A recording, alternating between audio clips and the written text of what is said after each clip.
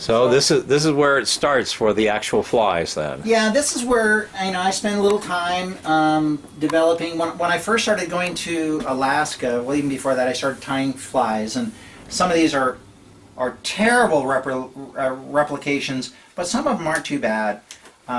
This is a stimulator. It's a big dry fly.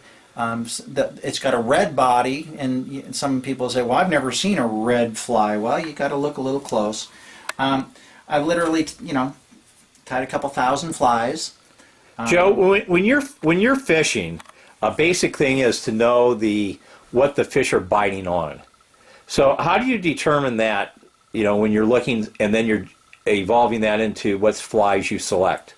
Well, sometimes I'll cheat and I'll go talk to like the fly shops and just say what is hitting, and they know pretty well because that's what they do all the time. But there are certain things that you'll always know, like in the flathead, caddis flies are very popular in the fall. You'll get the grasshoppers, terrestrials, ants.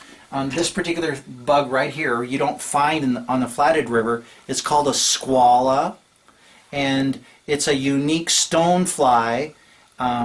This is on the Bitterroot River down by Missoula. It's on the Clark Fork. The squala is a very unique March type of a fly. Okay. It's February, March, the first part, the big stoneflies come out. These particular flies can represent stoneflies or grasshoppers. And some of the other ones that, like this is a mayfly type of a representative. And of course, this is one of the most popular flies of all time. It's called the royal wolf. And I don't think there's a fly out there that actually looks like this, but it's an attractor fly. And so what you're dealing with is when the fish are under the water and they're looking up, and they're always looking for what's hitting the surface. Mayflies at the surface, grasshoppers at the surface. There are caddis flies, which are beautiful to watch, and they come down, they touch the surface.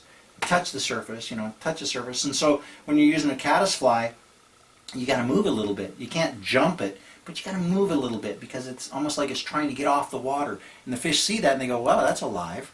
Whereas if they've been fished a lot and you just see this fly just going on the surface like this, they're going to come up, look at it, but they're not going to take it, especially if they've been fished a lot. Yeah. Now, Joe, how long have you been tying flies? I probably started in 74, 75, something like that. And did your father help get you going on that, or did you sort of do it on your own? I did it on my own. My dad didn't tie flies. He was a good fly fisherman. But by the time I really started fly fishing, he was off into his big boat out in CQ, going for king salmon, silver salmon with his buddies. Right. Okay. And you have a lot of different aspects to tying flies here as far as materials go. So why don't you sort of just feathers and everything like that. So why don't you sort of give us a little 101 on that? The most popular, like this is elk hair, and this is off of an elk that my brother shot, and he just dried it, salted it, gave me a big old chunk. This probably has tied, I don't know, a couple hundred flies. This is deer hair, and you can see the difference between the two. Like on this, this Royal Coachman, you'd want to use tail feathers so you have distinction with this, where a lot of these are elk hair or deer hair, and that floats very, very well. That's your wings for the most part. And then as far as your body goes, it could be, this is dubbing, and some of it is like water resistant. It's usually rabbit fur dubbing. Different colors, chartreuse, olive. I make some myself. This is wool. I've taken wool and I've gone through a coffee grinder to fluff it up, and then I dub it. And it's like taking, this is all dubbing. This is purple. You think this is such a strange color for a fly, but you make purple haze out of these, which is from a mahogany dun fly that actually has a purple color to it. the orange, the pink. This stuff I use for Alaska or salmon flies, big salmon, silver salmon, steelhead. So I mean, depending on the fish that you're fishing for, it's a multitude of different kinds of flies that you got to be able to come with creations. Here's one that this is for. This is a pike fly.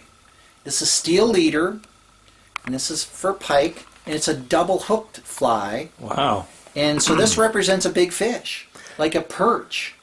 It's got eyes on it, and the reason you have to have leaded line is because pike have really sharp teeth, and they'll bite through your monofilament line. Right. So let me ask you a question, Joe. How long does it take to tie an average fly? I mean, once you have the ability.